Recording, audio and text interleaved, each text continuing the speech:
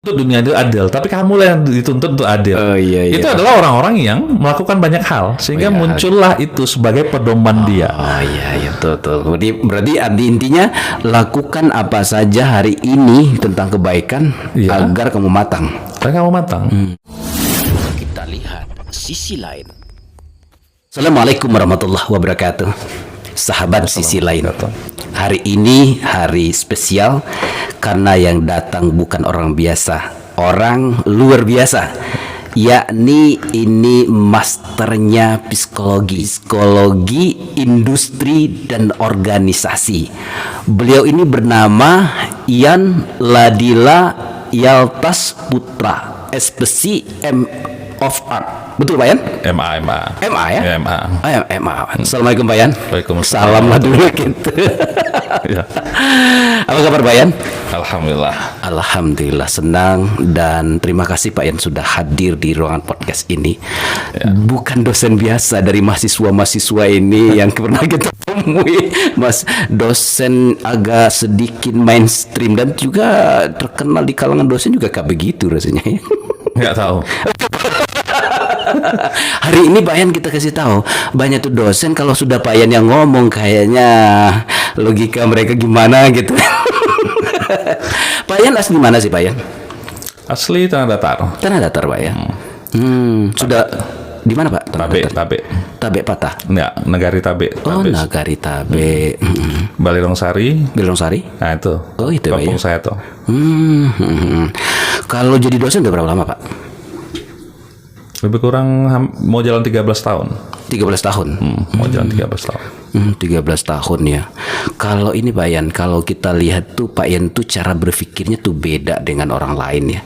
Dan termasuk kayak gini loh Pak. Kan Bapak kan Bapak adalah psikolog industri dan organisasi. Saya ingin tanya sama Pak Yan. Sepertinya di negara kita Indonesia ini mahasiswa yang sudah ditamatkan setiap tahun itu kayaknya pengangguran tuh makin gimana Pak kalau menurut Pak Yan nih? Oke, kita bisa ngeliat tuh dari data statistik dari BPS. Walaupun saya sebenarnya nggak percaya data BPS, ya kan? Itu kan, nah, itu kan kita bilang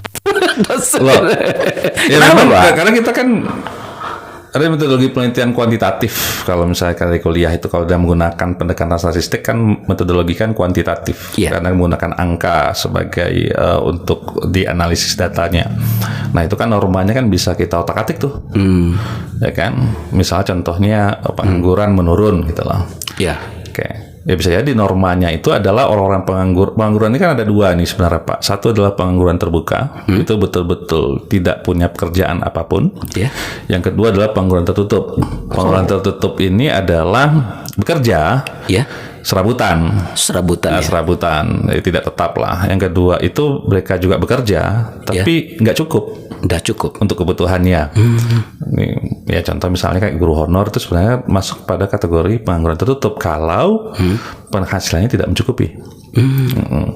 Terus berikutnya itu ada pengangguran tertutup itu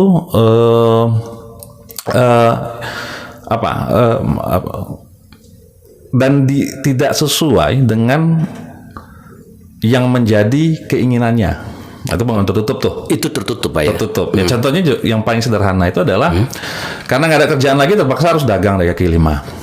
Oh gitu. Iya. Jualan. Kalau ditanya hatinya bukan di situ ya? Nggak mau situ. Daripada nggak ada. Daripada nggak ada ini deh gitu loh. Iya. Walaupun dia itu nggak menutup kemungkinan sukses di masa akan datang ya. Kita bicara dalam konteks itu. Iya. Nah, kalau kita ngelihat memang angkanya sih menurun, tapi saya curiganya adalah yang saya temukan di lapangan dari 10 tamatan ini yang saya temukan tamatan S1. 8 dia itu tidak punya kerjaan apa-apa. 2 dia masuk kategori pengangguran tertutup. Ya kan kalau data statistik kalau nggak salah saya itu ada 2022 karena kan dia per tahun kan. Jadi yang kita dapatkan kan data 2022. Itu katanya ada penurunan sekitar 0,48 atau 0,56% untuk pengangguran dari universitas. Berapa Pak? Penurunannya 0,5 0,46 sampai dengan 0,56% katanya menurun. Tapi kenyataannya di lapangan itu tidak menurun. Karena kan saya kan di perguruan tinggi nih. Oh iya. Aktivitas saya di perguruan tinggi. Iya. Dan kebetulan saya ada kan orang yang bergaul dengan mahasiswa. Betul. Mahasiswa saya kan anggap kan mereka itu kan partner saya kan. Benar ya. Terbaiknya saya itu kan bisa dilihat dari outputnya. Itu adalah mahasiswa saya yang terbaik gitu. Nah, itu yang terjadi. Betul ya. Itu yang banyak itu pengangguran terdidik atau tidak terdidik sebenarnya. Nah, itu yang dikatakan orang pengangguran terdidik itu, yaitu adalah para anak bangsa yang meneruskan ke pendidikan tinggi, lalu setelah keluar dari pendidikan tinggi, mereka nggak dapatkan kerjaan apapun, mereka tidak bekerja dimanapun. Gitu. Itu yang terjadi. Itu sebabnya apa sih Pak? Kalau begitu Pak, kan bukankah di kampus itu kita diajarkan banyak ilmu, bahkan juga diajarkan ilmu bisnis dan seterusnya lah Pak. Kalau dibahas itu lebih dalam itu banyak hal. Tapi gini deh,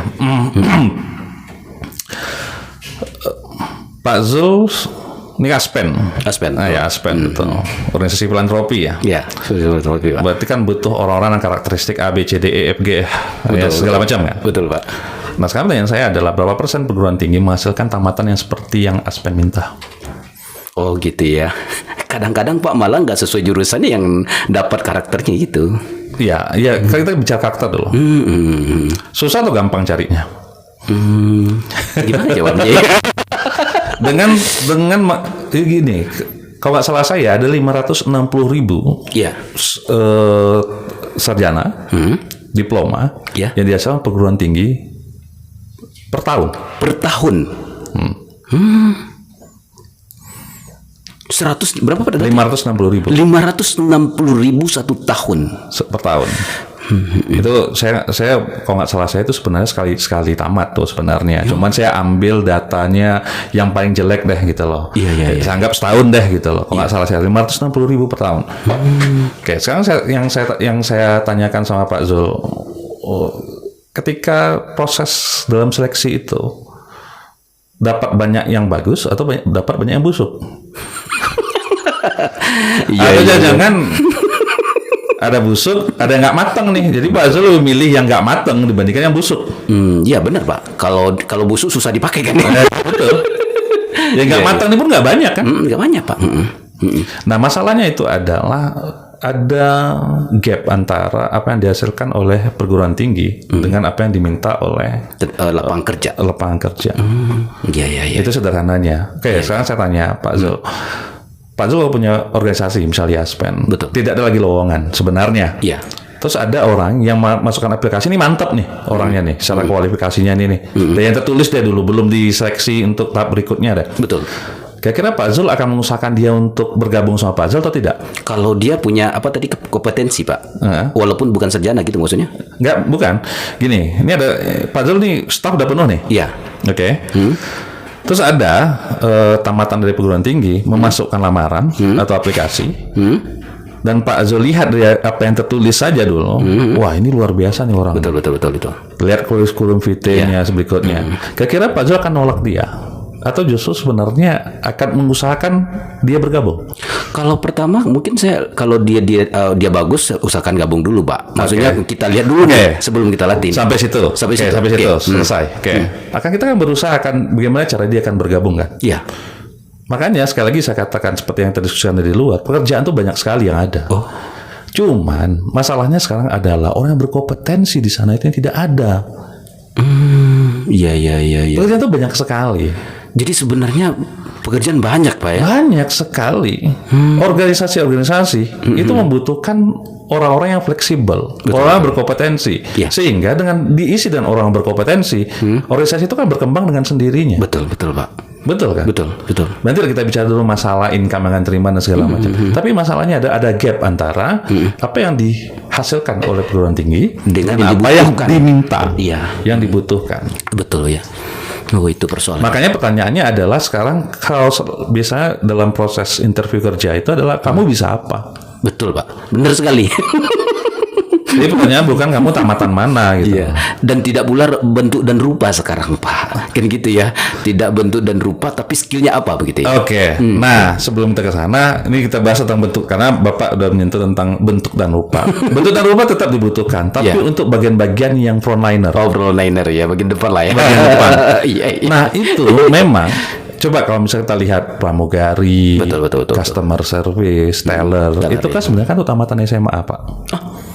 Bapak bercanda nih. Tamatan SMA karena mereka, jadi kita ada namanya itu Kenapa Pak sih? yang dipegang oleh ahli kompetensi sekarang sampai sekarang itu masih menggunakan taksonomi model Bloom. Taksonomi model Bloom itu kan ada untuk kognitifnya itu kan ada tingkatan. Pertama adalah remembering, kedua ada understanding, yang ketiga ada apply, yang keempat itu adalah analyze, yang kelima itu ada evaluate, yang keenam adalah create. Iya, create. Nah, untuk tamatan S1 itu diminta itu adalah kemampuan analyze. Itu S1 ya. S1. Kemampuan S1 D4. Itu analyze. Iya. Paling oke lah. Paling mohon maaf nih bahasanya ini apa yang paling halus? Saya nggak bisa bahasa halus. Paling jelek deh. Paling jelek deh kemampuan berpikir itu ada apply deh minimal. Apply. Nah, tapi pada kenyataan kebanyakan kematangan berpikir dari tamatan kita, output yang dihasilkan oleh perguruan tinggi itu adalah membering. Ngapal? Membering berarti baru sebatas menghafal. Padahal yang diminta itu adalah analyze. Makanya untuk coba kalau misalnya Pak Zul, coba kita ingat lagi waktu kita ke bank, ke CS atau misalnya ke teller.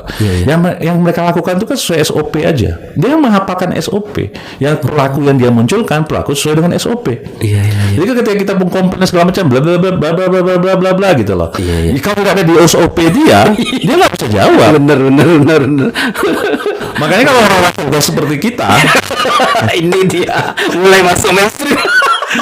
Kalau itu komplain, gini aja kita tahu bahwa itu gak kapasitas dia dalam jawab itu. Oke gini deh, saya ketemu atasanmu deh. Iya betul. Minimal setingkat SPV-mu. Kalau manajermu itu lebih enak.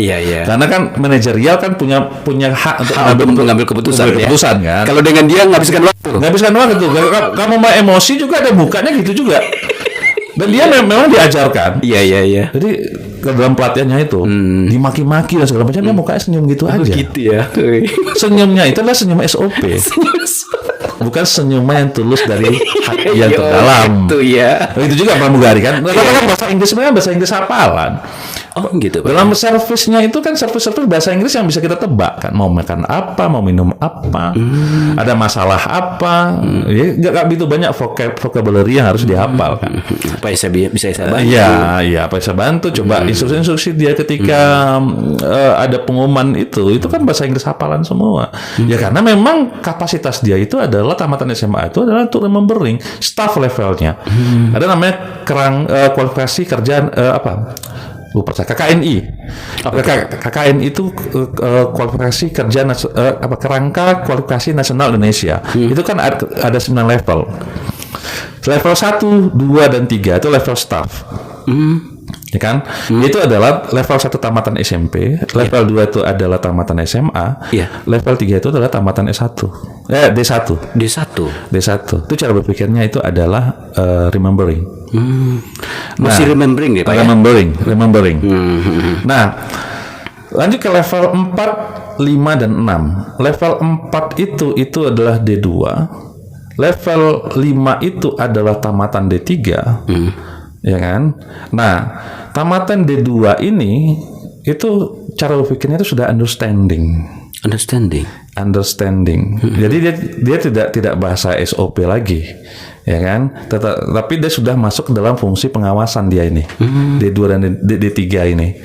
Dari mulai fungsi pengawasan, artinya dia tahu betul bagaimana SOP itu dan dia itu juga tahu bagaimana cara memperbaikinya, tapi cara memperbaiki dalam tingkat yang rendah. Artinya bagaimana supaya orang tidak melanggar SOP. Jadi paling rendah itu understanding dan apply. Untuk S1. Untuk D2. Belum S1 ya? Belum. Itu. Nah, nanti kita akan saya tanya ke Pak Zul kembali berapa banyak tamatan S1 kita yang seperti itu gitu loh. Betul. Gitu loh. Itu logis aja. Nah, kalau level bekerja itu udah technician mereka ini. Level D2, D2, D3 itu udah technician levelnya. Jadi paling kurang cara berpikirnya itu udah understanding. Paling tinggi itu adalah applying. Nah, applying ini itu tuh tamatan D3 seharusnya. D3 harus berpikirnya itu apply ya. Dia udah tahu dia. Jadi alun kaili letak alam sama dia untuk pekerjaan itu. Iya. Makanya mereka diletakkan pada fungsi pengawasan. Makanya sebenarnya tamatan D3 itu untuk bukan level staff. Tapi tamatan D3 itu pekerjaan-pekerjaannya itu sifatnya level-level supervisor, pengawasan, kontrol, quality control. Itu tamatan D3, D2. Paling rendah D2, paling tinggi D3. Jadi nggak ada lagi. Kenapa yang terjadinya adalah banyak tamatan S1, D2, D3, D2 ngambil tamatan SMA itu kenapa? Karena output yang dihasilkan oleh perguruan tinggi itu tidak sesuai yang diinginkan oleh lapangan kerja. Dia Akhirnya baru level berpikir ya Pak. Level berpikir karena mereka itu di kuliah itu kan banyak ngapal. Iya. Tapi kan kalau nggak ngafal nggak tinggi nilai, Pak.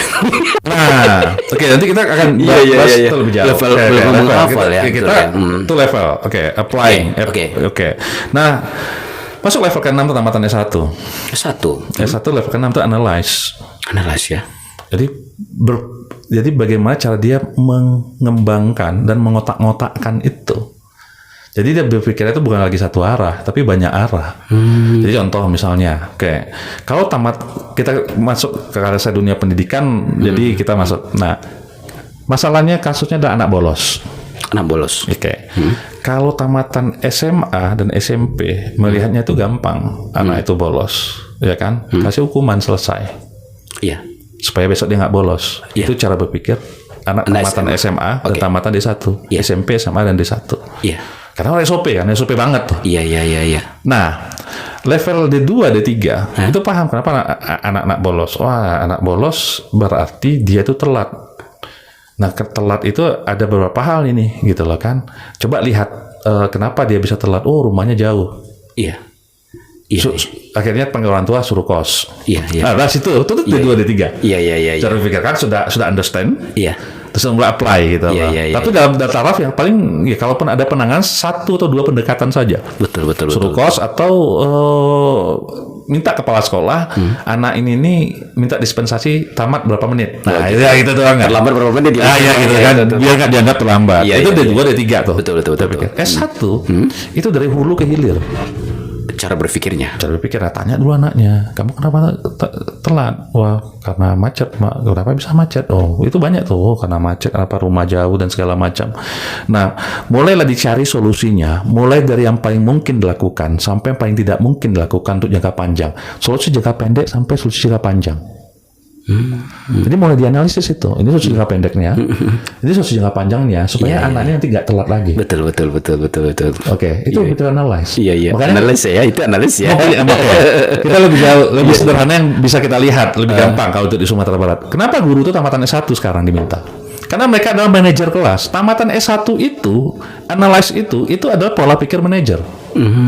Jadi kalau nggak S1 nggak bisa lagi ya, nggak bisa lagi. Itu terjadi kan. Kalau dulu kan tamatan D1 cuma. Iya betul. Artinya itu tamat, telat gitu kan, hukum. Iya. Tahunya cuma itu. Iya, kalau semua yang terlambat dihukum. Itu mau maaf. Iya. Tamatan D1 Tidak dianalisa kenapanya gitu. Dan apa program-program dibikin? Iya. Membuat program, merumuskan program. Itu cara berpikir analyze. Program apa yang kita bikin nih, gitu kan? Oke, satu sisi zonasi itu bagus untuk mengurangi keterlambatan anak-anak pergi sekolah. Tapi apakah itu hasil dari proses berpikir analyze? Belum tentu. Belum tentu. Nah, ya kan, kebijakan itu terjadi. Betul. Apakah itu betul-betul hasil dari pikirannya itu belum tentu. Nah, maka guru itu termasuk juga dalam menyusun kurikulum dia menganalisis. Wah, anak saya seperti ini dan seperti ini. Iya. Artinya program yang saya bikin pendekatan saya banyak dulu membina raport dulu sama anak-anak nih. Iya. Baru kita masuk kurikulum. Betul. Kalau untuk yang karakter yang begini nih anak-anak ini bisa masuk kurikulum. Iya. Ya. Bisa masuk kurikulum dulu, nanti kita tambah deh dengan yang lain deh gitu. Iya. Tapi Bayan, ini kan mestinya, kan bicara mestinya nih. Tapi yang kata dia mahasiswa masih remembering, ya kan menghafal. kalau mestinya harus keluar dari situ, sedangkan hari ini yang terjadi itu kan masih seperti itu Pak, padahal di tengah persaingan global. Artinya apakah mahasiswa izin nih maksudnya kita ini apakah mahasiswa yang sedang dihasilkan itu kalau dia tidak merubah arah mereka menuju arah ke sana gitu? Kompleks sih masalahnya. Siapa? Kalau mungkin saya bukan orang yang suka apa namanya itu. Kalau saya orangnya orang yang sangat praktis, lakukan deh ini gini gitu loh. Padahal ya kan, seorang yang sangat praktis. Karena kalau kita kaji kembali ke hulunya, banyak hal. Apa saja itu? Satu itu dari rumah. Ya kan, bagaimana memperlakukan anak di rumah itu berpengaruh. Contohnya udah patuh-patuh aja lah, yang penting kan nilaimu bagus. Urut aja lah, itu iya. Secara mentality itu pengaruh gitu loh. Nah, tambah juga di sekolah. Iya.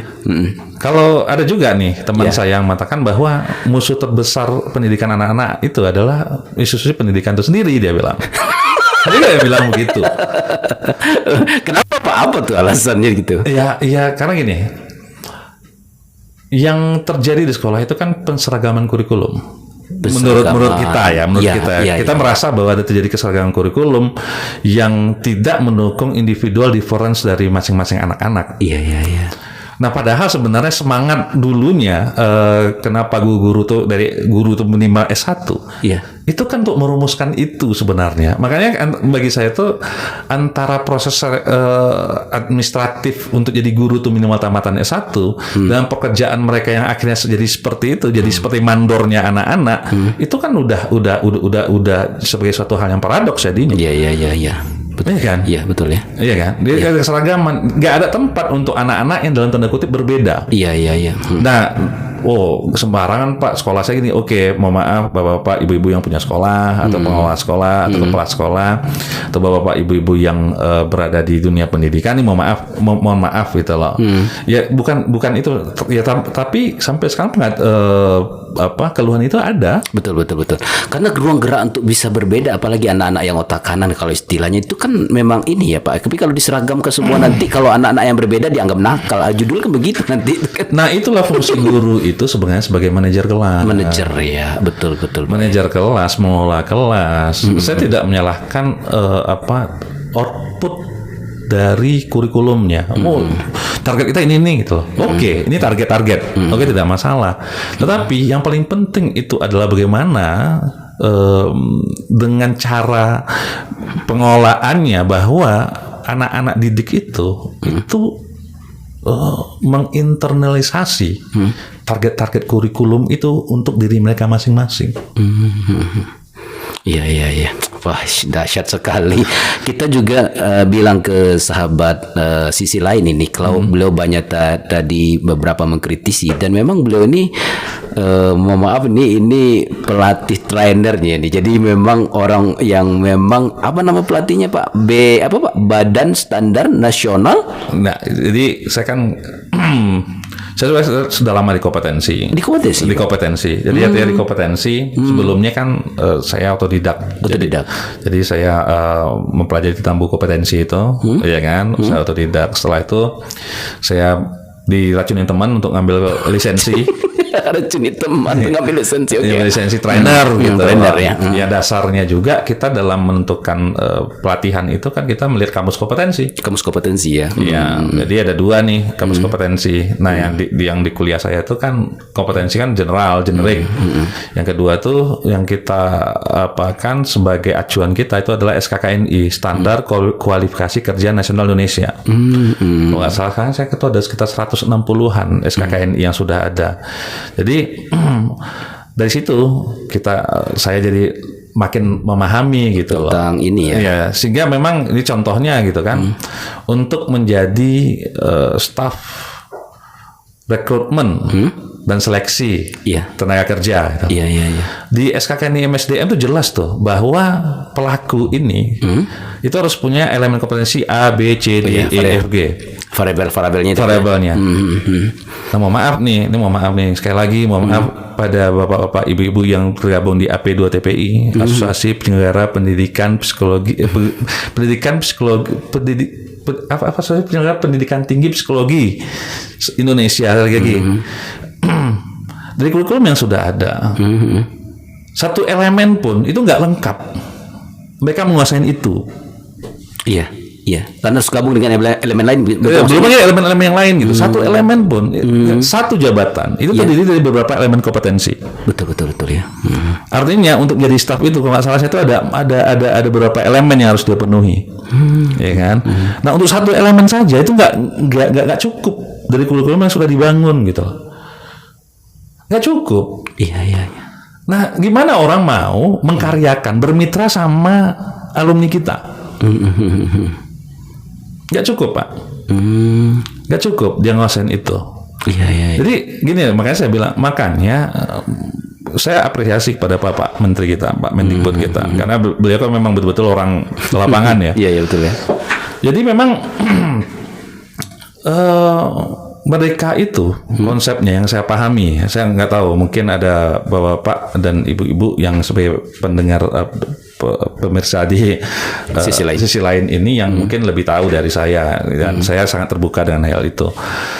Artinya adalah kurikulum Merdeka itu sebenarnya kan ingin mendekatkan antara kurikulum dan kehidupan yang sebenarnya.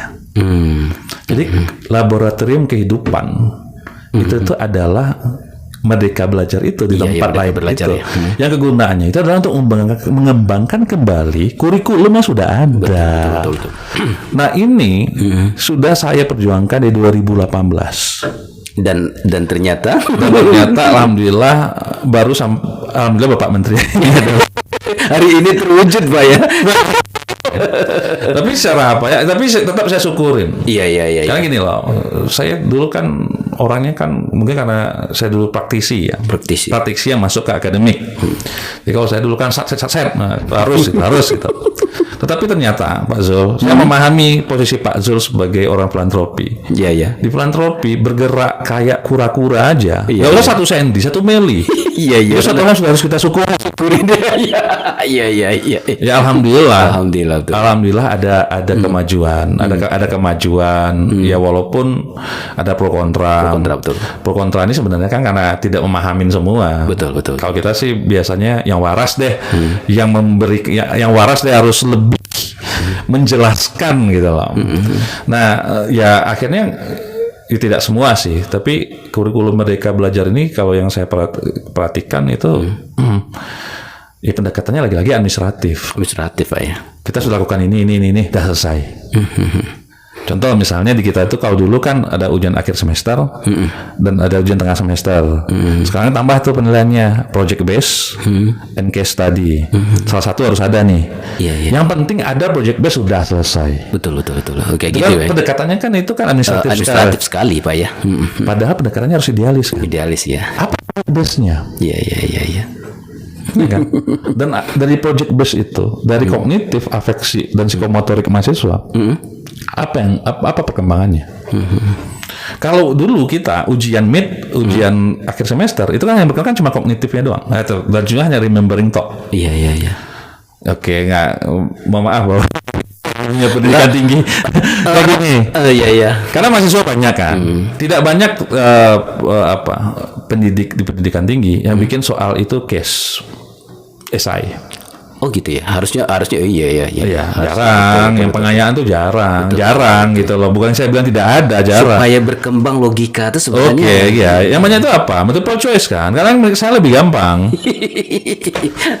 Jujur aja. Enggak, kita cari solusi nih rame-rame nih. Iya. Saya harap dengan ada yang mendengar podcast ini. Iya betul Pak. Saya juga mengkritik diri saya sendiri juga. Saya juga lakukan itu gitu loh. Tapi ya itu maksudnya semangat kita ini. Juga sekali lagi semangat gini. Kalau kita di industri, misalnya industri permen deh. Outputnya apa? Permen, betul. Nah, sekarang perguruan tinggi ini apa sebenarnya outputnya? Iya benar ya. Mahasiswanya kan? Mahasiswanya tuh. ya kan, mahasiswanya. Artinya mahasiswanya lulus begitu dan bekerja. Outputnya begitu kan Pak? Ya, kalau saya sih lebih ekstrim lagi, bukan bekerja. Memperkerjakan. Tapi orang berlomba ingin pekerjakan lulusan kita gitu. Iya. Orang berlomba-lomba mempekerjakan lulusan kita begitu ya. Betul. Satu lagi masalah di perguruan tinggi kalau saya lihat ya. Ini kita konstruktif. Kayak di jurusan saya deh, psikologi. Kurikulum itu banyak arahnya ke arah akademisi. Akademisi, betul. Nggak banyak ke arah praktisi. Ini mau maaf kalau misalnya saya salah, saya dikritik aja, saya terbuka katakan di dunia akademik ya. Betul. Penyampaian pendapat itu tuh kan satu hal yang dihargai dan akan dikaji. Iya.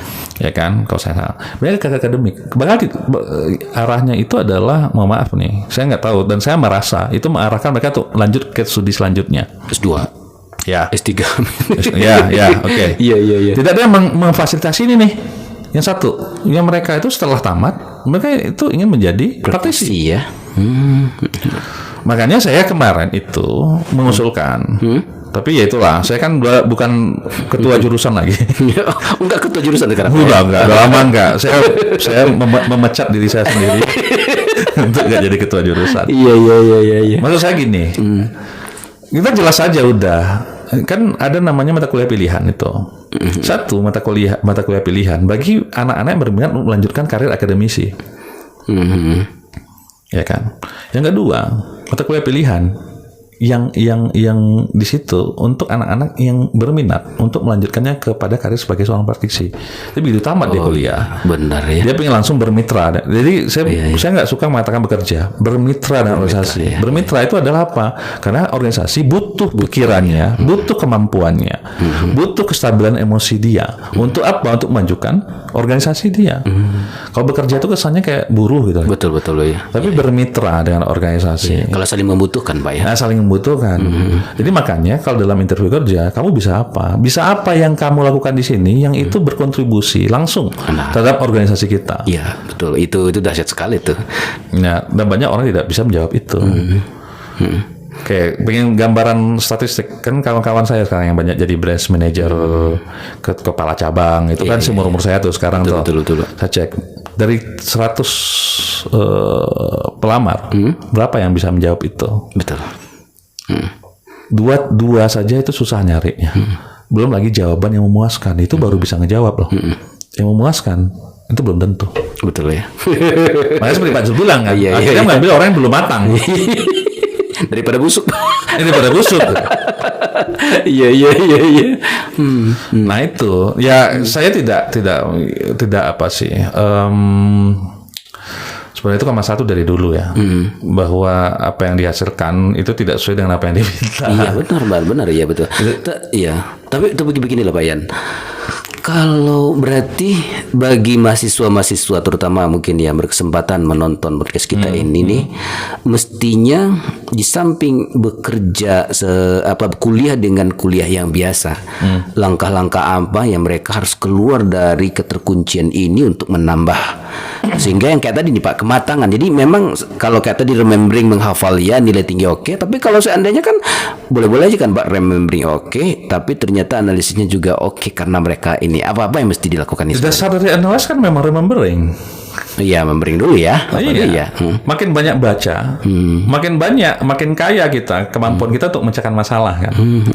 Iya kan, sebenarnya ketika ada masalah banyak referensi kita dalam memecahkan masalah dan banyak standar yang bisa kita lakukan untuk menilai kualitas dari pemecahan masalah itu kan. Iya kan. Nah, saya malah membering dulu kok. Iya. Jadi saya gini Bapak Ibu-ibu, terima kasih Pak Zul. Iya. Jadi bukan haram menghafal itu. Nah, ini dia. Bukan haram tadi. Tapi kalau itu satu-satunya itu baru masalah. Iya, betul ya. Tapi harus dipadukan ya. Iya, remembering. Baru berikutnya understanding, betul apply, betul. Baru analyze. Betul. Orang yang apply itu adalah orang yang sudah matang. Orang yang analyze itu orang yang sudah matang dalam apply. Orang yang apply itu sudah matang dalam understanding. Orang understanding karena banyaknya dia remembering. Sehingga paham dia. Ya kan? Betul. Jadi gini loh.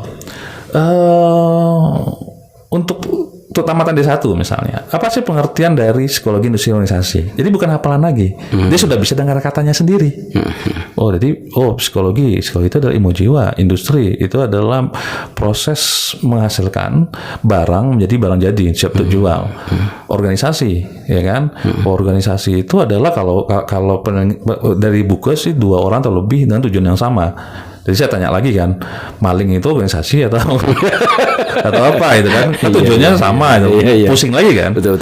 Ya organisasi itu adalah ya, kita kembali kepada bahasanya organ-organ. Jadi dari organ-organ ada spesialisasi di situ. Organisasi itu adalah suatu yang SDM-nya ada spesialisasi masing-masing.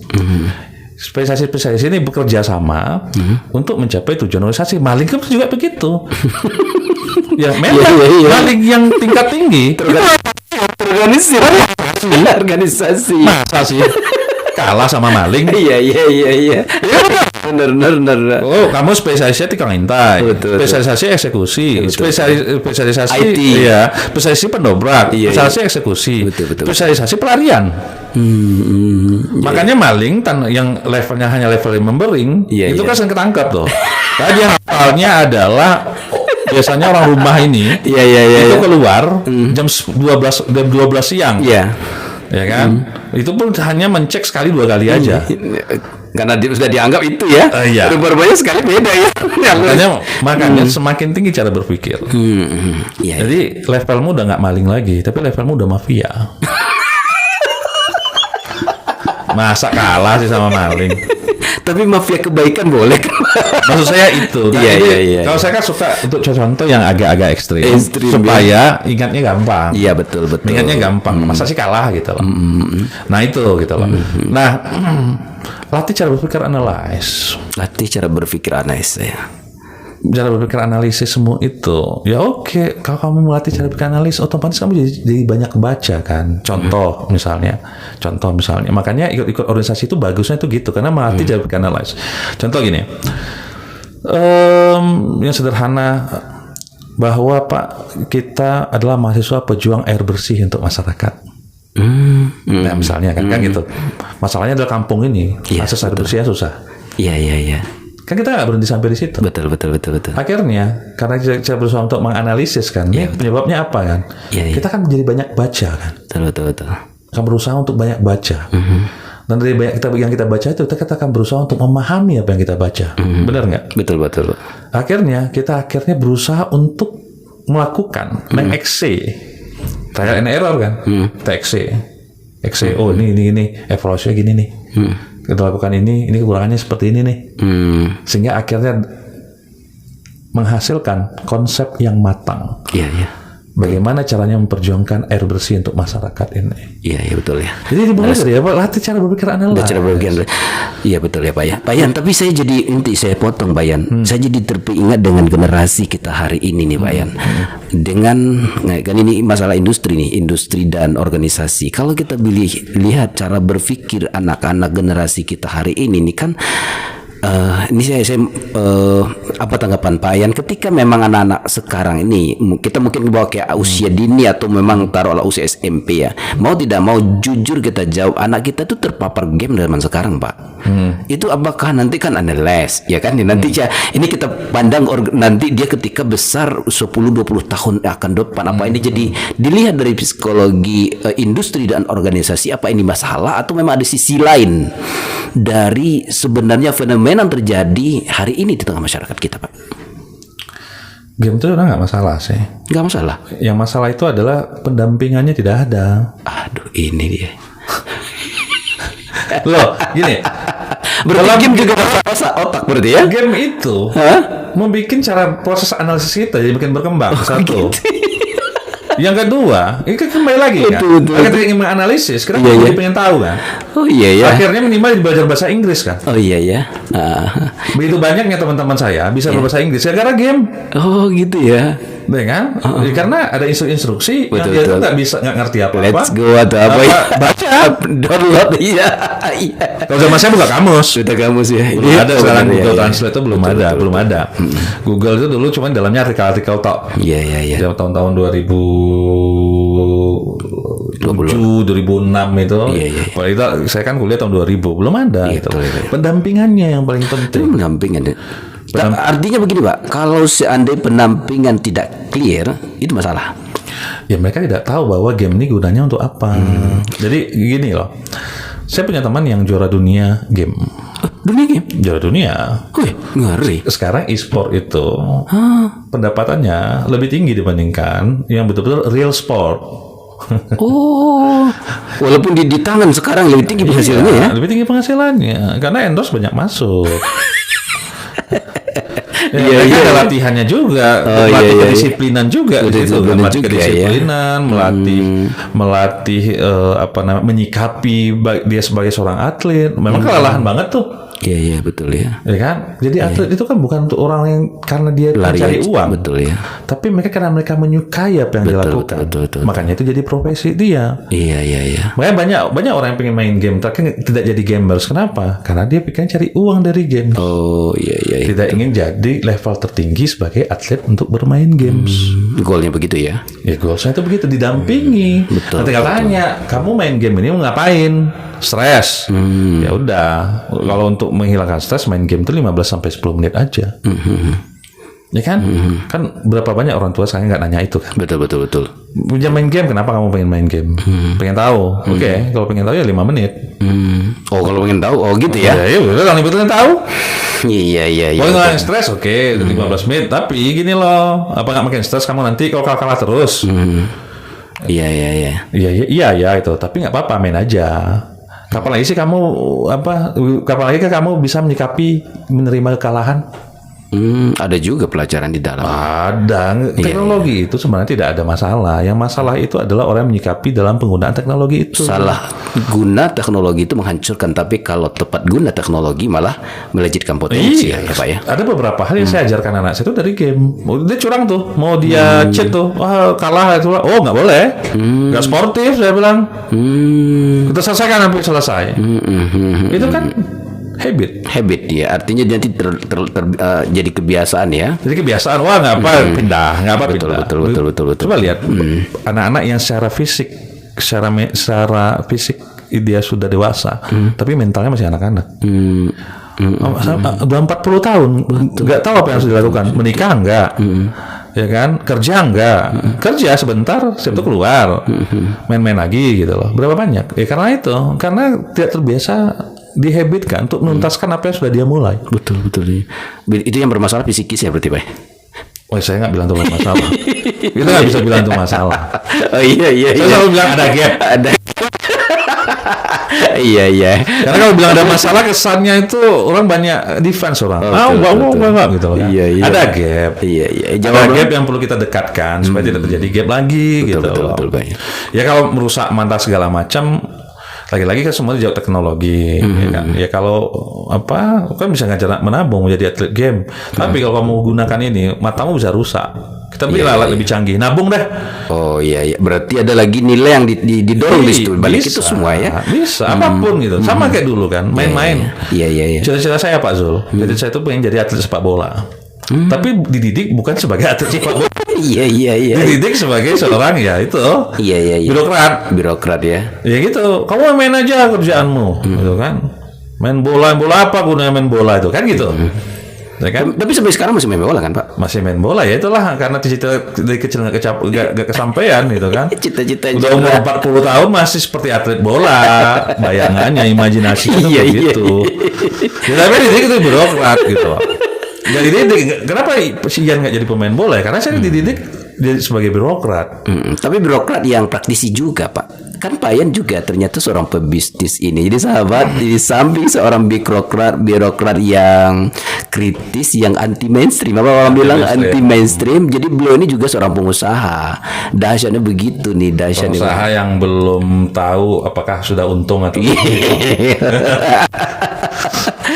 betul sih. Sebenarnya pemaknaan sih. Pemaknaan ya Pak ya. Jadi gini, awal mula saya jadi pengusaha itu kan karena ada mata kuliah kewirausahaan di kampus. Oh gitu Pak. Saya tahu tentang teori kewirausahaan, bahwa yang masuk dengan, karena kan tesis saya S2 kan tentang entrepreneur. Okay. Ya oke. inovasi, kesiapan dalam menghadapi risiko dan segala macam bla bla dan bla bla bla. Itu adalah konsep teoritisnya, ya kan? Iya. Coba pertanyaan saya adalah satu aja dijalankan dengan konsisten. Oke. Sudah ada nggak banyak? Oh gitu ya. Iya. Oh itu alasannya ya Pak ya? Ya makanya itu saya baru tahu setelah saya menjalankan jadi pengusaha. Kalau saya menjalankan dalam konsep, jadi yang saya jelaskan sama mahasiswa itu berapa tebal bukunya dan berapa luas bukunya itu cuma yang bisa saya jelaskan. Iya. Tapi ketika saya praktek, oke, anggaplah saya rugi. Saya tahu kenapa saya rugi. Iya betul. Ya kan, yang itu tidak lagi ngawang-ngawang. Jadi gini contoh misalnya produk inovatif. Contohnya produk inovatif, misalnya kan kita tahu kan handphone ini. Iya, itu tahu produk inovatif karena kita bicara dalam skala yang besar. Coba bicara dalam skala yang kecil. Betul. Karena pondasi ekonomi negara kita itu didukung oleh UMKM. UMKM Pak ya. Mereka yang tidak terkena dampak dari inflasi. Betul. Kalau yang besar tuh mudah naiknya juga mudah jatuh. Habis ya. Betul. Makanya ketika krisis ekonomi tahun 98 itu ditopang oleh UMKM kita. Iya betul ya. Ya kan? Kalau tidak ambruk ya Pak ya negara. Nah, kayaknya bisa ambruk. Nah, coba deh gitu loh. Nah, inovasi ini saya sangka dulu cuma inovasi produk. Tapi setelah saya terjun langsung, bukan sekedar inovasi produk, inovasi manajemen. Bukan sekedar inovasi manajemen. Inovasi mindset pengusahanya yang lebih benar. Ah, itu dia ya mindsetnya. Iya. Itu nggak habis-habis. Nah, kalau kita tidak terjun ke dunia bisnis, bagaimana cara kita menjelaskan itu? Kalau saya kan nggak setengah-setengah, ya kan? Makanya latar belakang saya jadi pengusaha itu ya itu karena saya ngomong, wah gini, pernah jualannya enggak gitu kan? Itu kan sama aja dengan kita menceritakan hal-hal yang sebenarnya itu masih di awang-awang ya. Tapi kalau misalnya kita sebagai pelaku, kita bisa menjelaskan. Kalau misalnya ada yang baik, kita bisa jelaskan apa yang baik. Dan kita bisa discuss. Iya, betul. Di situ. Nah, nanti contoh misalnya ada mahasiswa kita yang ternyata punya produk, pernah jualan produk, sudah gagal berkali-kali, telat berkali-kali. Apa nggak tension itu dengan mahasiswa seperti itu? Betul. Kalau saya, karakteristik saya bukan orang feodal dalam pendidikan. Saya mahasiswa harus hebat dari saya. Wah, ini loh. Harus lebih hebat. Iya dong. Masa apa kata pepatah? Ini maaf nih. Iya. Guru kencing berdiri, murid harus kencing berlari. Kencing berlari ya? Iya. Iya. Kalau murid kencing berdiri juga sama berarti. Sama dong. Dan mereka harus lebih hebat. Iya. Kehebatan kita sebagai seorang guru adalah ketika murid kita lebih hebat dari kita. Betul. Itulah mulianya seorang guru itu. Sekali lagi saya katakan, kehebatan seorang guru pendidik adalah anak didiknya harus lebih hebat dari dia. Iya. Betul ya. Kalau lebih jelek. Iya. Jangan sama ya. Iya, betul. Ya, apalagi lebih jelek gitu loh. Nah itu yang harus. Jadi makanya saya bilang, makanya di situ saya tahu, terutama adalah mindsetnya. Oh ini semuanya ya. Iya. Mindsetnya ini ternyata. Makanya saya bisa memahami ada penelitian yang itu nggak tahu saya. Itu baik jadikan meme. Saya belum sempat menelusuri penelitian itu lebih jauh. Jadi ketika orang kaya menjadi miskin, dikasihkanlah semua hartanya kepada orang miskin. Jadi miskin, betul-betul miskin. Iya. Betul-betul miskin. Jadi ada orang kaya dikasihkan semua harta. Orang kaya di dunia ini dikasihkan harta sama orang miskin ya. 10 tahun yang akan datang. Yang kaya itu kembali kepada yang kayanya, yang miskin. Ya miskin kembali ke miskinnya. Lagi-lagi mindset ya, cara berpikir, sehingga dari cara berpikir mau muncul sebuah tindakan. Dari bertindak itu kayak mindsetnya. Dari cara berpikir kan terlatih secara apanya. Mindset itu sebenarnya kalau orang menganggap mindset itu kognitifnya. Padahal bagi saya mindset itu koneksi antara kognitif dan efektifnya ya. Ya, orang tidak mungkin mindsetnya stabil apabila afektifnya tidak stabil kan. Jadi mindset itu kan suatu hal yang sudah sifatnya stabil. Jadi itu adalah koneksi antara kognitif dan afeksinya. Ya, itu. Jadi mindsetnya ternyata harus dirubah. Mindset ya. Makanya saya memahami penelitian itu. Betul ya. Makanya banyak orang kaya yang bangkrut berkali-kali karena mindsetnya, bukan karena modalnya. Apa sih modalnya? Betul. Udah bangkrut gitu. Tapi kenapa dia bisa bangkit berkali-kali? Karena kalau mindsetnya itu terbentuk di saat dia jatuh mungkin hari ini, tapi besok bisa tumbuh lagi ya. Bisa tumbuh lagi. Di sini dia jatuh, mungkin di tempat lain dia merangkak lagi, tumbuh lagi ya Pak ya. Makanya. Tapi kalau mindset yang sudah mati, enggak, sekarang saya tanya.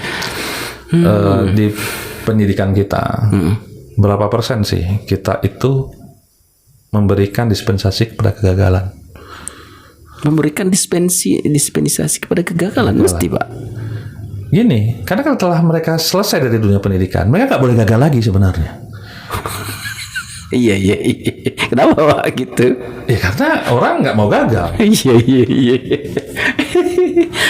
Padahal Iya. tempat untuk gagal itu di sisi pendidikan, mereka dididik. Betul. Iya, namanya pendidikan ya, Pak ya. Mau 1.000 kali, 1.000 kali, 1 juta kali, berapa banyak institusi pendidikan yang memberikan fasilitasi untuk kegagalan? Iya, betul. Belum lagi saya tanya kembali lebih jauh, bagaimana berapa banyak institusi pendidikan yang memberikan pertama apresiasi kegagalan, yang kedua memberikan pendampingan dalam menyikapi kegagalan. Gitu ya. Tanpa membanding-bandingkan. Kalau disebutkan itu kan jelek memang itulah contoh itu kita gini. Ya kamu ngasih solusi tapi ego orang kamu hancurkan gitu lah. Kamu ngasih solusi tapi ego orang kamu hancurkan. Iya. Harga diri orang kamu hancurkan. Iya. Contoh ini gitu loh. Iya, benar sih. Tapi ego. Iya. Betul ya. Rohmu Iya. dengan roh anak didikmu itu sama ya. Iya. Siapa yang mengembuskan? Iya, betul ya. Sama kan? Terus kenapa kamu harus hancurkan egonya? Harga dirinya? Iya kan? Tampar harga dirinya. Benar, bisa kita menampar harga diri. Pertanyaan berikutnya, kamu dekat nggak sama anak itu sebelumnya? Dia paham kamu nggak? Kalau kamu nggak dekat, kamu nggak bisa menggunakan pendekatan itu. Kecuali kamu udah dekat, udah akrab. Gitu ya. Kamu harus akrab dulu. Oh gitu. Ini rupanya rahasianya nih. Ya kenapa mahasiswa banyak saya kalau saya marah sama dia? Mereka nggak berani ngelawan. Betul. Karena saya dekat secara emosional dengan mereka. Pantas saya dapat bocoran Pak Yan itu orangnya pemarah, tapi senang, menyenangkan begitu. Bahkan mereka sudah tamat itu, mereka bilang tuh beberapa pesan-pesan moral yang disampaikan di saat Pak Yan sepertinya keras. Ini beberapa murid Pak Yan, kan kami dulu di organisasi sebelah sama dekat ya. Akhirnya mereka luar biasa loh Pak. Oh gitu ya, kedekatan emosional. Karena kalau kita dekat emosional, kita sudah nggak lagi ngomong-ngomong tentang harga diri lagi. Iya benar ya. Bilang kamu gimana? Dalam teori sosial intimasi teori. Kalau ya kan, itu tuh paling dekat itu adalah tahap yang intim. Tahap intim itu udah bahasa sendiri udah. Kayak Pak Zul sama orang rumah mungkin ngasih nama istri udah bukan nama orang yang kenal lagi kan. Betul. Itu tandanya sudah intim. Oh gitu ya. Nah, itu orang intim itu. Jadi artinya kalau mungkin orang luar ngelihatnya wah Pak ini kasar gitu.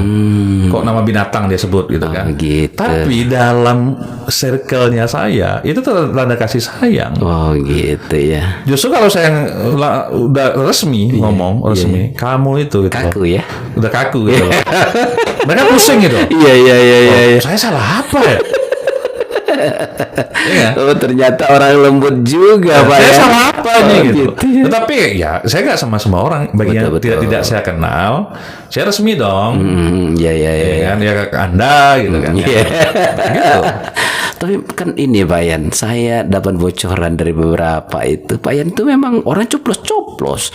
Kadang mau maaf ya, adalah mungkin kalau ada Bapak Ibu yang kenal sama Pak Yan di sini kan gitu. Orangnya kadang-kadang tuh rasanya perkataannya tuh kayak ngegas, rasanya mau menang sendiri. Ternyata di sisi lain beda rupanya. Emang benar ada begini loh Pak. Dari pembicaraan Bapak menurut Bapak banyak orang tersinggung. Mungkin tersinggung ya. Mungkin ya. Saya nyadarin itu kamu. Tapi ternyata gimana Pak? Kebenaran. Saya suka menyampaikan kebenaran dan memperjuangkan kebenaran itu. Oh gitu ya. Guys, saya tanya, kebenaran itu banyak nggak enaknya atau banyak enaknya? Banyak nggak enak ya Pak. Dirasakan banyak nggak enaknya. Ya. Kalau kita main rasa ya. Kalau main dirasa, karena kebanyak orang menerima itu dengan rasa dulu. Betul. Iya. Kalau rasa dia tidak enak. Tapi kalau benar-benar sayang dengan orang itu, coba gini, agama banyak yang enak kan, puasa, iya betul, sholat, oke, jauhi zina, iya, nggak boleh minum minuman keras. Kita ngomong kerasa nih, ya kan? Nggak enak ya. Bagi laki-laki harus sunat, iya benar, ya kan? Harus menikah, iya. Memberi nafkah begitu ya, beban lagi ya, banyak enak ya. Tapi sebenarnya kalau kita memahami kebenaran itu, ya kan, itu kan untuk kebahagiaan kita sendiri. Aduh. Maka karena kebenaran nggak bisa diterima dengan rasa. Iya benar ya. Nggak bisa. Kebenaran itu hanya bisa diterima dengan logika. Ngeri, dahsyat banget. Karena kalau dengan rasa orang, kalau rasa kan, kalau saya bilang kan setannya itu. Iya. Makanya kalau misalnya kenapa orang galau bunuh diri karena menggunakan rasa. Oh, logika nggak jalan. Logika nggak jalan. Ya udah. Arti nggak, misalnya logika, kamu gagal ya karena dengan kegagalanmu kamu belajar untuk mendapatkan yang lebih baik. Justru kamu gagal dan gagal itu sebagai seleksi kepadamu. Apakah hal ini kamu betul-betul inginkan atau tidak? Nah, ini sebenarnya, Masya Allah. Iya. Makanya saya sama orang tua saya gini dulu. Jadi gini, mereka menginginkan saya untuk seperti papa kan. Papa saya kan dokter spesialis. Oh, dokter spesialis. Di mana? Di Bukit Tinggi atau di mana? Enggak, dia di Medan. Oh, di Medan ya. Udah lama ya. Sampai sekarang dia masih di Medan tuh. Ya kan? Dia pengen saya biasalah kalau dokter. Anaknya ingin jadi dokter. Budaya mereka begitu. Iya. Waktu itu. Iya. Nanti ada kita tersinggung nih. Gitu kan. Waktu itu. Dengan bapak saya itu budaya gitu. Dan terbukti bahwa anak-anak teman bapak saya, bapaknya dokter, ibu dokter, anak-anak dokter. Semua menantu dokter. Dan cucunya dokter. Dokter semua isinya. Dan bagi mereka itu mungkin itu sebagai satu kebanggaan pengen dokter gitu loh.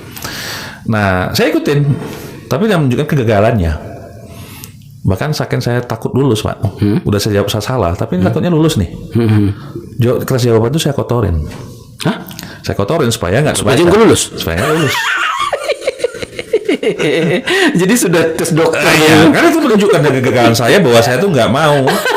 Jadi itu gitu loh. Banyak cara ya. Ya, itu gitu loh. Sama dengan gini loh, Pak. Dengan dalam kehidupan kita tuh sebenarnya kan dalam kehidupan tuh banyak gagalnya sih, diberikan banyak berhasilnya. Coba deh perhatikan, kamu dalam hidup banyak gagal tuh banyak berhasil. Kalau kamu banyak berhasilnya, jangan-jangan hati-hati nih, jangan kamu nggak manusia gitu loh, ya kan? Dan itu tuh harus banyak gagalnya dulu. Iya benar ya. Nah kenapa anak mahasiswa atau anak-anak bandel, anak didik dulu yang bandel, yang troublemaker, ya itu. di kehidupan nyatanya, realitanya, mereka jadi orang berhasil. Orang hebat. Benar Pak ya. Karena mereka banyak gagalnya. Oh gitu ya.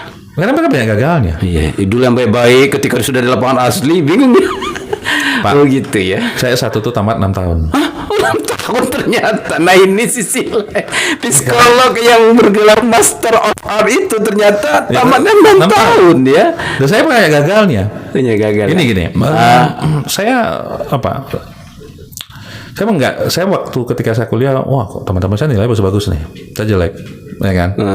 Karena saya memang tidak mempunyai kemampuan daya tahan menghafal yang banyak-banyak gitu. Oh, rupanya ini juga ya. Saya nggak punya kemampuan. Nah, tapi kalau saya sampai level understanding tuh, jangan tanya. Saya itu segala sesuatu itu harus masuk akal sama saya. Baru saya cepat hafalnya tuh. Nah, kenapa nilai saya jelek? Saya tahu kenapa. Karena soal ujiannya banyak multiple choice. Oh gitu ya. Nggak bisa logis. Iya. Jadi misalnya pertanyaannya adalah bapak psikologi itu adalah siapa, A, B, C, D. Itu jawabannya udah pasti satu. Iya. Ya kan? Laboratorium psikologi pertama kali didirikan di A, B, C, D. Ada Jerman, ada apa? Udah jelas jawabannya, nggak bisa digayaan kan? Iya. Nah, tapi justru kayak soal esai, saya nilai saya tinggi tuh, bagus tuh. Oh gitu ya. Tapi kebanyakan itu banyak betul-betul space. Makanya nilai saya itu jelek. Dan saya nggak punya kemampuan untuk ngapal itu. Menghafal banyak ya? Tapi saya punya kemampuan untuk memahami lebih. Wah, ini dia. Iya kan? Nah, nilai saya jelek tuh. Dan saya masih tidak punya tempat harga diri saya itu di akademik. Betul.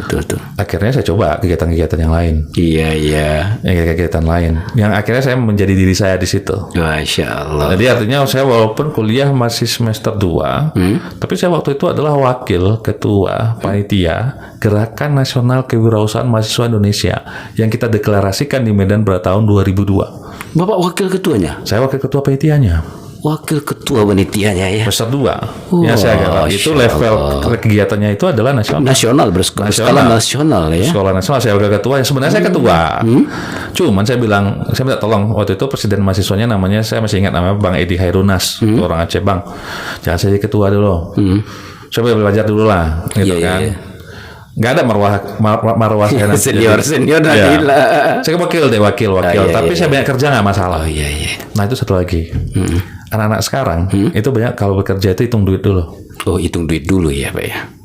Untung berapa? Padahal kita tuh hitung tuh ilmunya. Bapak saya tuh pernah ngomong, pernah manggil, dan itulah hal terromantis yang saya ingat dan almarhum. Bapak saya belum masih hidup. Masih ada ya? Enak aja. Jadi manggil tuh. Maaf Pak ya. Kan belum tamat tuh. Dan dia tahu anak-anak temennya, anak-anak temennya banyak dokter. Udah pada esket kok, udah pada koas di rumah sakit kok. Saya belum tamat juga. Jadi dia tahu kan. Dia tanya, kamu tamat kuliah ngapain? Ya kerja dong, saya bilang kan. Oh, kalau kerja ngapain kamu saya kuliahkan? Loh kok itu? Dia bilang, ilmunya ambil. Persepsi kita ilmu itu apa kita hafal? Salah. Betul. Bukan itu. Ilmunya. Apa tuh namanya kalau jus itu dua sehari. Betul. Ya, oke. Betul. Itu ilmu dulu. Kalau perlu kamu bayar lagi untuk ilmu itu. Karena kalau kamu sudah dapat ilmunya, orang akan bayar kamu dengan sendirinya. Oh iya begitu. Oh itu ya. Jadi kamu nggak perlu ngejar uang, ilmunya kamu kejar. Karena inti saya dari uang itu adalah ilmu itu. Betul. Itu dibilang. Jadi ilmunya dulu. Nah ilmunya itu. Saya dulu adalah pengelola program studi termuda di Universitas Negeri Padang. Yang lain itu umur 40-an, 45. Paling muda tuh 38 gitu loh. Saya termuda. Belum umur berapa dulu? Belum genap 30, pasti 29. Sudah jadi mengelola program studi kan. Paling muda gitu kan. Paling muda ya. Saya dapat itu dari mana? Saya justru mensyukuri hidup saya itu bukan tukang hafal. Karena saya banyak kegiatan, saya mengeksploitasi diri saya. Saya eksploitasi diri saya. Saya perbanyak investasi kegagalan-kegagalan saya. Saya coba ini. Saya pernah jadi guru les. Oh pernah Pak? Pernah, tapi gagal. Guru les yang gagal. Tidak diperpanjang lagi kontrak saya di lembaga pendidikan itu. Kenapa Pak? Ya karena ya saya lagi mencari diri. Ini nggak dunia saya nih. Iya gitu kan. Tapi apa yang saya ajarkan di situ? Salah, bukan itu caranya gitu loh. Padahal kalau kembali lagi ke dunia sekarang tuh yang ke dunia kampus kampus Merdeka dan kurikulum Merdeka sekarang itu benar. Itu justru benar. Iya. Jadi saya itu bukan bodoh. Iya. Saya itu visioner. Makanya kita sama. Iya. Satu lagi Pak, saya sebelum namanya menggunakan e-learning. Sekarang udah ada Zoom segala macam. Saya dulu sudah menggunakan platform menggunakan Facebook. Oke. Ya kan, ditentang. Oh, ditentang. Oh, bla bla gini. Oh iya. Tahu sekarang kan e-learning, iya ya kan? Betul. Tapi justru saya e-learning, ketika orang e-learning saya tidak e-learning loh Pak Zul. Kenapa Pak? Udah lewat. Ada yang protes sama saya, Pak Yan ini, saya heran sama Pak Yan ini gitu loh. Yang itu tuh adalah abang-abang saya, senior saya di UNP yang saya hormatin gitu. Iya. Aku heran sama kamu Yan. Iya. Ketika orang belum ada e-learning, kamu iya, betul. Ya kan? Dan ketika COVID, orang semua e-learning, kamu tidak learning. Kamu offline sendiri. Kenapa? Jawaban saya simpel. Maaf Pak. Apa Pak? Karena saya udah duluan e-learning, saya tahu kalau e-learning itu apa. Gitu ya. Makanya saya tahu bahwa yang paling terbaik itu adalah offline. E-learning itu cuma support system ya benar ya. Ya dari 2-3 misalnya dari 10 pertemuan ditambah untuk di sela-selanya itu ada e-learning 4 pertemuan itu masih oke. Betul. Tapi e-learning satu nggak bisa. Iya betul. Harus offline ya. Face to face itu tidak bisa digantikan dengan apapun. Karena melatih rasa tadi ya, keterikatan emosional. Ya contoh sekarang. Pak Zul rindu sama istri. Bisa nggak dari video call aja? Dan lah ya Pak. Nah ya kan nggak bisa kan? Benar.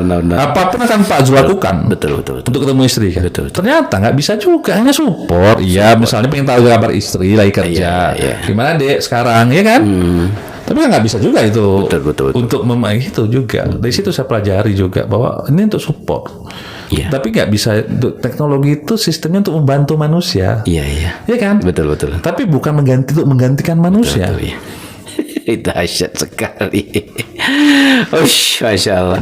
Pak Yan, ya kita apa namanya?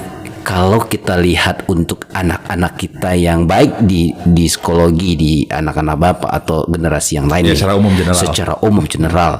Bapak kan adalah disiplin ilmu, industri dan organisasi.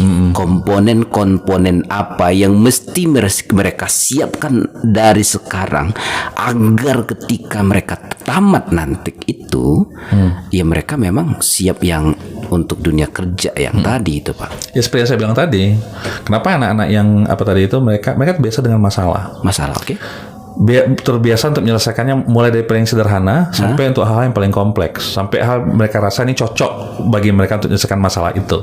Seperti saya tadi kan, saya 6 tahun nggak? Iya betul ya. Harus selesai kan. Akhirnya saya tahu kok, saya tahu. Ya tunggu aja 6 tahun, kamu akan ditendang sendiri toh. Ya gitu ya. Karena kalau saya ingin cepat nggak bisa juga. Iya. Nggak bisa juga. Nah kebetulan pada waktu itu karena saya mengeksploitasi diri saya. Saya coba ini dan ini. Lakukan apa saja. Jangan sekedar sekolah pulang atau kuliah pulang. Iya. Lakukan apapun hari ini. Apapun hari ini. Karena di setiap semua aktivitas itu selalu kan ada masalah. Oh iya betul. Dan ketika kamu berhasil menyelesaikan masalah itu, kamu akan naik harga dirimu. Iya. Oh betul ya. Cerdas menganalisa masalah jadi nanti ya. Dan kamu jangan cerdas sendiri. Terus di sini banyak-banyaklah ketemu dengan masalah ya, cerdas sendiri. Jadi gini, orang-orang matang ini ada satu yang apa? Gini, kita tuh harus sepakat dan ketidaksepakatan. Yang ngomong itu adalah orang-orang yang sering berantem itu sebelum. Harus sepakat dengan ketidaksepakatan. Iya. Bahwa tidak ada kesepakatan sedunia ini. Iya. Jangan kamu tuntut dunia itu adil, tapi kamu lah yang dituntut untuk adil. Oh iya. Itu adalah orang-orang yang melakukan banyak hal sehingga muncullah itu sebagai pedoman dia. Oh iya betul. Berarti intinya lakukan apa saja hari ini tentang kebaikan agar kamu matang. Kedua apa nih, Pak? Ya, yang kedua, kamu harus tahu kamu suka dengan apa. Kamu suka dengan apa? Kamu sukanya tuh apa? Kan pertanyaan sekarang tuh banyak kan orang yang sekarang nggak bisa menjawab. Kamu sukanya apa? Ayo. Iya. Terus apa yang kamu lakukan dengan kesukaan kamu itu? Oh gitu ya? Iya dong. Saya tanya sama saya, Pak Yan sukanya apa? Pak Yan sukanya apa sih, Pak Yan? Nah, kalau misalnya ditanya sama saya, sukanya saya itu adalah olahraga, terutama ada sepak bola. Saya tahu dulu harus melakukan apa dengan sepak bola saya itu. Betul. Seharusnya. Betul. Kalau dagang, saya jual alat-alat sepak bola. Iya betul ya. Dan untuk supaya menaikkan penjualan, saya harus bergaul dengan orang main hobi bola. Gitu, betul. Dan update dengan pertandingan sepak bola. Jadi kalau cerita nyambung dengan orang sepak bola. Gitu. Ini dia. Gitu kan. Oke. Tapi sekarang saya lakukan itu adalah sebagai filosofi hidup saya. Dalam kadang-kadang ya harus ada diving sedikit gitu kan. Iya. Ya kan harus mengintervensi wasit sedikit gitu kan. Karena kalau lurus saja nggak tahu ya, kalau wasit bilang nggak, diam aja gitu kan. Ya iya dong. Iya. Nggak boleh dia diam aja. Jadi, makanya saya tahu banyak sistem, berarti kan banyak aturan, rule itu tuh akhirnya menjadi sebuah sistem kan. Semakin banyak aturan, semakin teliti aturan, semakin besar sebenarnya celah untuk mengakali aturan itu. Dan orang cerdas akal-akali itu ya. Ya, saya termasuk orang yang menganalisis untuk mencari celah. Lah iya benar. Otomatis saya kan buat aturan nggak? Betul Pak. Otomatis betul belajar. Kalau mau menantang kalau nggak ngerti, nggak mungkin. Apa yang dapatkan sama orang-orang yang hanya sekedar patuh dan menjalankan itu? Betul ya Pak ya betul. Nah itu. Betul. Pak Yan, yang ketiga nih sebelum penutup nih apa yang mesti dimiliki lagi? Ya, yang pertama itu adalah lakukan apa saja. Yang kedua cari apa yang kamu sukai. Iya kan? Kamu sukai. Yang ketiga itu yang paling penting. Apa tuh Pak? Jangan materialis dulu. Cari ilmu dulu. Saya dulu ketika saya baru tamat S2, saya kan pengen jadi dosen nih. Terus waktu itu pikiran saya itu adalah jangankan saya dibayar, membayar pun saya mau kalau saya boleh berdiri di depan mahasiswa. Iyalah. Wah, masya Allah. Karena saya butuh ilmunya. Iya. Kalau sekarang nggak lagi. Sorry dong. Gitu. Butuh duitnya dan butuh pengalaman. Saya nggak butuh duitnya. Sekarang pertanyaannya adalah siapa sih orang yang butuh saya? Karena butuh saya, ya udah. Beruntung sekali ya, Ya, orang-orang yang kenal betul, dengan ya. Pak Yan gitu ya. Jadi di sisi lain seperti beliau ini ceplos-ceplos, rasa tersinggung. Tapi saya lihat dari analisa tadi itu orang yang baik luar biasa nih. Tulus lah, tulus ya. Pak Yan, Ya. kayaknya karena kita sudah disambut oleh azan. Iya betul. Kayaknya materi Pak Yan gak cukup sekali ini deh. Harus disambung yang lain waktu nih. Kita lihat suruh mereka komen di bawah Ah ya, sub materinya apa. materinya apa? Tolong apa yang dibutuhkan terutama ini anak generasi muda. Tolong nanti mau diundang Pak Yan, mau kita bahas tentang apa ya Pak Yan? Iya, mau bahas tentang apa. apa? Kita panggil pakarnya. Iya. Baik, Pak Saya Yan. nggak pakar sih. Iya pakar lah Pak Master nih, Master of Arts. Saya cuman merasa saya suka di situ dunia itu Iya. aja. Setawadu apapun tapi gelar sudah nempel di belakang Pak. Belum dokter saya. Iya. Yang penting praktisi lah. Praktisi dokter. Iya betul.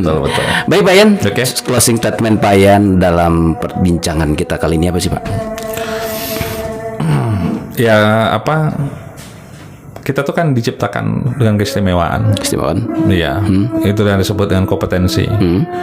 Nah lagi ketika anak-anak kan kita bereksplorasi tuh, cari ini cari itu, maka anak-anak tuh nggak pernah diam kan. Sebenarnya dia bereksplorasi, dia tuh Eksplorasi ya betul ya. mencari yang paling cocok untuk dia itu apa gitu loh. Iya iya. Ya kan. Nah itu sebenarnya pelajaran dalam kehidupan. Bagi adik-adik yang masih sekolah, yang masih kuliah, kalian tuh masih anak-anak dalam tanda kutip. Eksplorasi lah. Iya iya. Masa kalah sama anak kecil? Betul, Masya Allah. Oke, Pak Yan. Ya, oke. Baik, sukses buat Pak Yan. Terima kasih sudah hadir di podcast ini. Oke. Satu komen tentang Aspen apa sih Pak tentang podcast ini? Ya, ini apa nih? Komennya doa atau apa gitu loh. Kita serahkan ke Pak Yan aja lah. Saya gini, kalau komen saya adalah saya inginnya ke depan, Ya. dalam beberapa tahun, apakah itu bulan, apakah itu tahun, Ya. saya ke Aspen lagi gitu Ya. kan, Aspen gitu. Tapi saya kasih tahun deh, Ya, bahwa Aspen yang masa datang ya. itu jauh lebih maju dibandingkan Aspen yang sekarang. Amin ya Allah, amin. Baik Pak, amin. Baik Pak Yan, terima kasih. sama-sama. Kita sabar tutup dulu deh sampai di sini. Semoga berkah buat Pak Yan dan keluarga dan bisnisnya dan Amin. langkah-langkah Amin. besar ke depannya. Oke. Kita doakan juga sukses pemirsa kita dan akhirul kalam. Assalamualaikum warahmatullahi wabarakatuh. Waalaikumsalam warahmatullahi wabarakatuh.